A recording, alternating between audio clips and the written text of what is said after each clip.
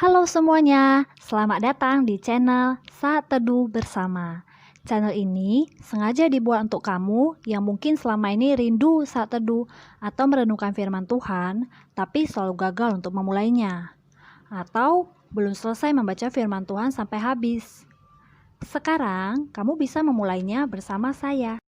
Setiap pasal-pasal yang saya bacakan, kamu juga bisa ikutan membacanya ya. Kita akan sama-sama membaca dan merenungkan firman Tuhan sehari demi sehari sampai menyelesaikan seluruh Alkitab.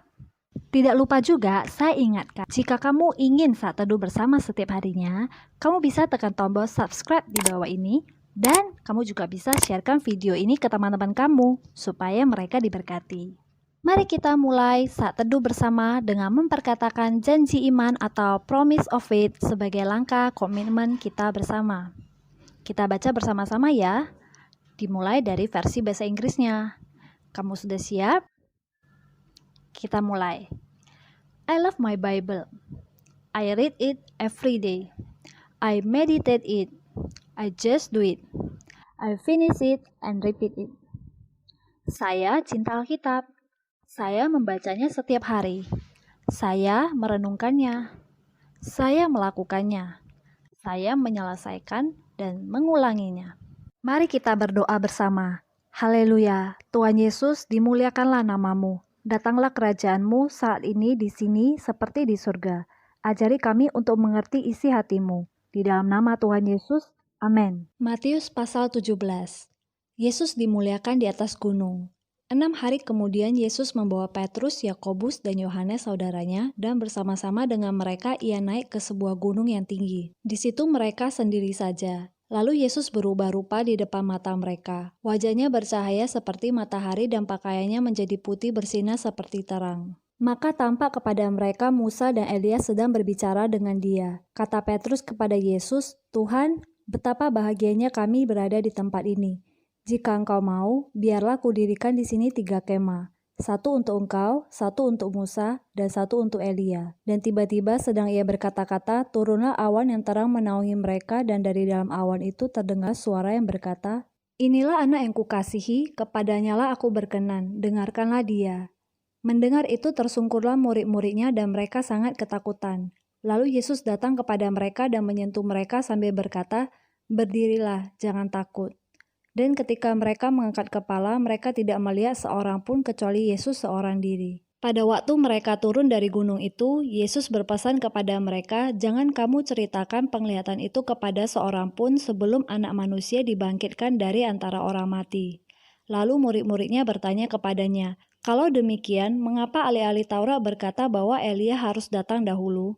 Jawab Yesus, "Memang Elia akan datang dan memulihkan segala sesuatu. Dan aku berkata kepadamu, Elia sudah datang, tetapi orang tidak mengenal dia dan memperlakukannya menurut kehendak mereka. Demikian juga Anak Manusia akan menderita oleh mereka." Pada waktu itu mengertilah murid-murid Yesus bahwa ia berbicara tentang Yohanes Pembaptis. Yesus menyembuhkan seorang anak muda yang sakit ayan. Ketika Yesus dan murid-muridnya kembali kepada orang banyak itu, datanglah seorang mendapatkan Yesus dan menyembah. Katanya, "Tuhan, kasihanilah anakku. Ia sakit ayan dan sangat menderita. Ia sering jatuh ke dalam api dan juga sering ke dalam air.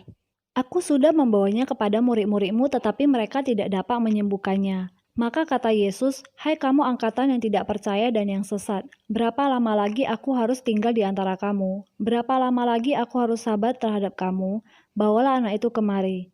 Dengan keras Yesus menegur dia, lalu keluarlah setan itu daripadanya, dan anak itu pun sembuh seketika itu juga. Kemudian murid-murid Yesus datang dan ketika mereka sendirian dengan dia, bertanyalah mereka, "Mengapa kami tidak dapat mengusir setan itu?" Ia berkata kepada mereka, "Karena kamu kurang percaya. Sebab aku berkata kepadamu, sesungguhnya sekiranya kamu mempunyai iman sebesar biji sesawi saja, kamu dapat berkata kepada gunung ini, 'Pindah dari tempat ini ke sana,' maka gunung ini akan pindah dan takkan ada yang mustahil bagimu." Jenis ini tidak dapat diusir kecuali dengan berdoa dan berpuasa. Pemberitahuan kedua tentang penderitaan Yesus. Pada waktu Yesus dan murid-muridnya bersama-sama di Galilea, ia berkata kepada mereka, "Anak Manusia akan diserahkan ke dalam tangan manusia, dan mereka akan membunuh dia, dan pada hari ketiga ia akan dibangkitkan." Maka hati murid-muridnya itu pun sedih sekali. Yesus membayar bea untuk bait Allah. Ketika Yesus dan murid-muridnya tiba di Kapernaum, datanglah pemungut bea bait Allah kepada Petrus dan berkata, "Apakah gurumu tidak membayar bea 2 dirham itu?" Jawabnya, memang membayar. Dan ketika Petrus masuk rumah, Yesus mendahulunya dengan pertanyaan, "Apakah pendapatmu, Simon? Dari siapakah raja-raja dunia ini memungut bea dan pajak? Dari rakyatnya atau dari orang asing?" Jawab Petrus, "Dari orang asing." Maka kata Yesus kepadanya, "Jadi bebaslah rakyatnya. Tetapi supaya jangan kita menjadi batu sandungan bagi mereka, pergilah memancing ke danau. Dan ikan pertama yang kau pancing tangkaplah dan bukalah mulutnya. Maka engkau akan menemukan mata uang 4 dirham di dalamnya. Ambillah itu dan bayarkanlah kepada mereka, bagiku dan bagimu juga." Kita sudah selesai membacakan satu pasal hari ini. Hore, selamat untuk kita semua. Sekarang waktunya kita menuliskan apa rema yang kita dapatkan dan juga aplikasi yang bisa kita lakukan dalam kehidupan kita sehari-hari dari perenungan yang kita baca tadi. Rema dan aplikasi yang akan kita tuliskan, saya beri judul Self-Care Check-in. Kenapa demikian? Karena saya mau setelah kita membaca dan merenungkan firman Tuhan, kita secara pribadi dan dalam keadaan sadar, kita menuliskan hasil dari perenungan firman Tuhan yang kita dapatkan di buku atau di dalam catatan pribadi kita masing-masing. Ini bukan sekedar mencatat loh ya. Ingat janji iman kita di awal tadi. Setelah membaca dan merenungkan, kita mau melakukan firman Tuhan. Apa itu rema? Rema itu adalah perkataan Tuhan secara spesifik kepada orang tertentu dengan kebutuhan tertentu. Biasanya mengambil ayat tertentu. Tapi di sini bisa juga kita langsung menuliskan saja rema yang kita dapatkan dengan bahasanya kita sendiri. Dan berikut aplikasi. Apa itu aplikasi? Aplikasi adalah melakukan atau mempraktekkan sesuatu yang kita mengerti.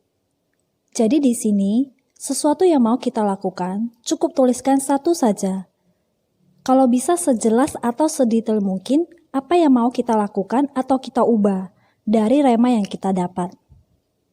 Rema yang saya dapatkan dari Matius 17 ada di ayat keempat. Firman Tuhan berkata bahwa, kata Petrus kepada Yesus, "Tuhan, betapa bahagianya kami berada di tempat ini. Jika engkau mau, biarlah kudirikan di sini 3 kemah. 1 untuk engkau, 1 untuk Musa, dan 1 untuk Elia." Saya garis bawahi di sini adalah kata kami dan kata kudirikan. Petrus itu saya lihat seperti koko ya bagi Yakobus dan Yohanes saudaranya. Karena dia yang maju dan bicara mewakili yang lain tentang bagaimana perasaan mereka saat itu betapa mereka bahagia ada di sana.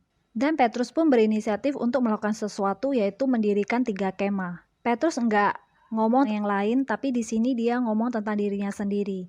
Dia seperti koko yang kalau urusan kerja, itu dia yang maju duluan. Wow, luar biasa ya. Dan aplikasi yang akan saya tuliskan di sini adalah inisiatif. Inisiatif untuk bantu kalau memang ada yang butuh bantuan, ya pekalah dengan keadaan sekitar.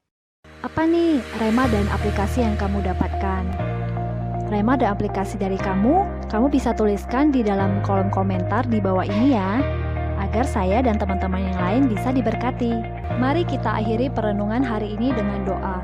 Mari kita berdoa. Haleluya, Tuhan Yesus, kami terima firman-Mu di dalam hati kami. Teruslah beracara di dalam hati kami sepanjang hari ini. Di dalam nama Tuhan Yesus, amin. Terima kasih. Sampai ketemu lagi. God bless.